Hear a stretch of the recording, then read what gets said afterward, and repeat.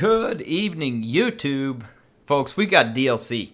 We've got DLC. I'm a little late to the party. I knew about this release that it could have gone out on the 28th, and I got confused on my days somehow, and I ended up gone for Thanksgiving, and here I am, late, but better late than never. And because of that, I'm not playing a multiplayer battle, but instead I've set up an opportunity that I think will be probably more exciting to some people, which is getting to see Deathmaster Snikch here in a good way that he could be used in campaign. Something that'd be really fun. Everybody plays campaign. Not everybody plays multiplayer. There will be multiplayer battles as soon as I get a chance. A lot of people are gone on holiday right now, so as soon as I get a chance, I'll hop in with Dog Plays, Indie Pride, one of those other awesome guys, and I'll bring you some online action with this stuff soon. However, Deathmaster Snikch and Clan Eshin is really cool. They got some awesome ways to play. We got a new lore of magic, which I'll be showing off here. We got new units, which I'll be showing off here. And we got this new lord, which guess what? We'll be showing off here in case you all were wondering. So welcome to a Dwarffold. I'm going to be putting on a huge siege. So this is large armies, lots of units on the battlefield, big, huge, heavyweight siege battle to kind of simulate some of the fun that you will get to be having in campaign with this awesome rat. So here he is along with an assassin and this disgusting hell pit abomination. And then I've got a whole bunch of siege towers over here. I'm going to swing past these. The siege towers, I'll take this off for a minute, are mostly full of storm vermin. And then on the end, I've got some special surprises. We've got the however you say this. We got the Regiment of Renown Death Runners. We got the Blight Scabs Plague Pack and the Council Guard Storm Vermin. I know they're anti-large, but they're unbreakable, and anti-armor should be quite useful. And then Clan Eshin doesn't go anywhere without its clan rats. So I have a huge line of about 6 clan rats, 2 of which don't have shields, but most of them do. But I'm playing a Skaven, so we have a surprise for the dwarves. And the surprise is this new unit over here that you all get to see.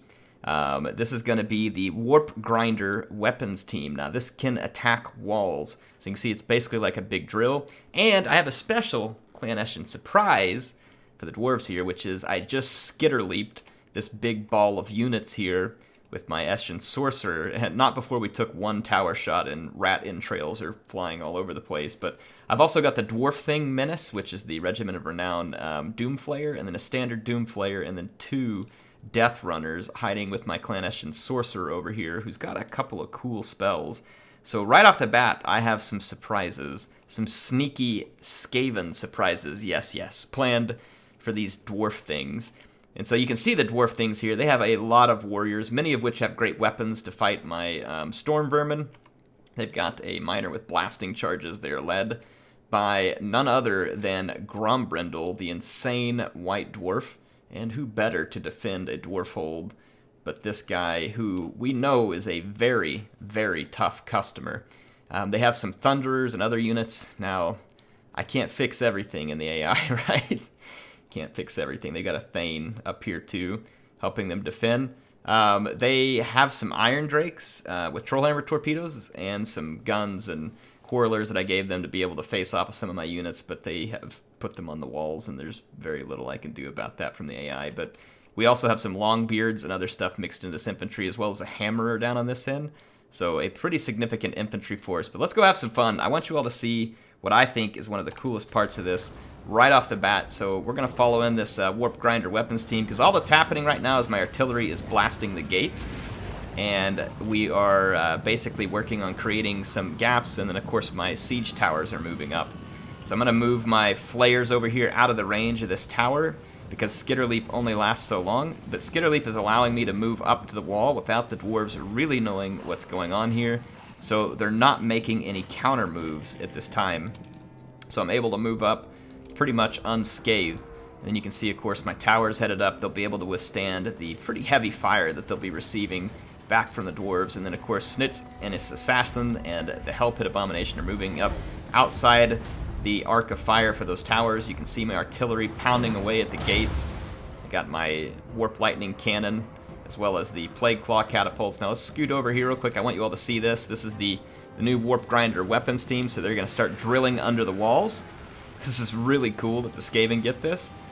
These guys have interesting stats that you'll get to see. Well, actually, I can show them to you now while they're drilling the wall. Here's their stats. Magic attack, very low defense, decent armor, very good weapon strength, though. So it's going to be an interesting unit. I don't know how this plays into multiplayer. They've also got, like, the traps and stuff in terms of, like, the different abilities they have. So, not Deathmaster. I really want this guy, the Warp Grinders, please. Yeah, here we go. They've got this Scurry Away, which gives them speed if their leadership's high, and then, of course, this Strength in Numbers. So, pretty cool stuff going on here. So you can see that they've already drilled their way through the walls. And then let's go take a look over here just real quick before I make that breach. You can see that my towers have just come. And so now we're going to get the Blight Scab Plague Pack and the Council Guard. And then over here, the Regiment of Renown Death Runners that I couldn't possibly pronounce to save my life, and then Storm Vermin just absolutely pouring out. And here comes a really awesome part. I've used Deathmaster Snikch and his assassin. We've come in, completely debuffed Grombrindle. We're about to nerf him into the dust. You can see him get stopped still, and then I just start dropping like all of the other abilities, and just watch how quickly the Master Assassin can indeed assassinate a high-value target. You can see the Hell Pit Abomination running interference for me, while Grombrindle just gets the business from the Deathmaster. And just that quickly, Grombrindle is completely out of the fight. Now let's head back over here. I was able to use the concealment bombs to get in here without being touched by the miners with blasting charges. And then I've just popped off a new spell here that I want you all to check out. This is going to be Brittle Bone upgraded. So look at that, minus 40 melee defense. Immediately, the Dwarf-thing Menace and the Doomflayers knock out the units that can't stand the terror, and that leaves just the Iron Breakers, but the Iron Breakers have no melee defense left. They're having their armor removed, and now they're being hit by armor-piercing magical attacks as well as the Doomflayers.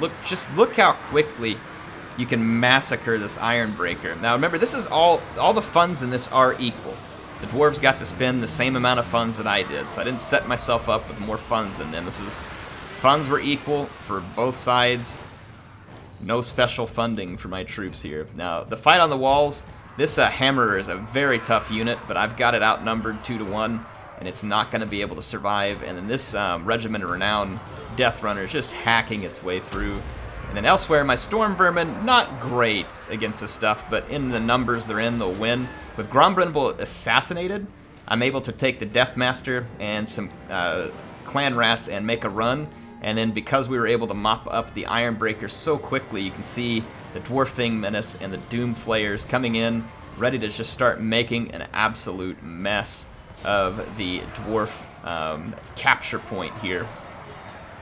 You see the Doomflayers just fantastic at what they do here. And because they didn't keep their Trollhammer torpedoes, or Quarrelers, or sorry, Thunderers somewhere else, they're going to be suffering from this.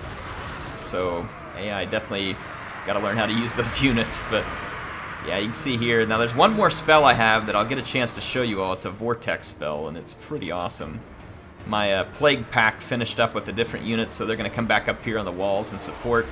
There are a lot of Dwarf Infantry units, but the terror off of the Hell Pit Abomination is helping break up the entrance, even though my Clan Rats are really no match for the Dwarf Infantry 1-1, and you can see that we've already mopped up the capture point big time. The dwarves just routing because they can't handle all the armor being taken away, the terror, the rear charges, you're skitter leaping, you're using concealment bombs.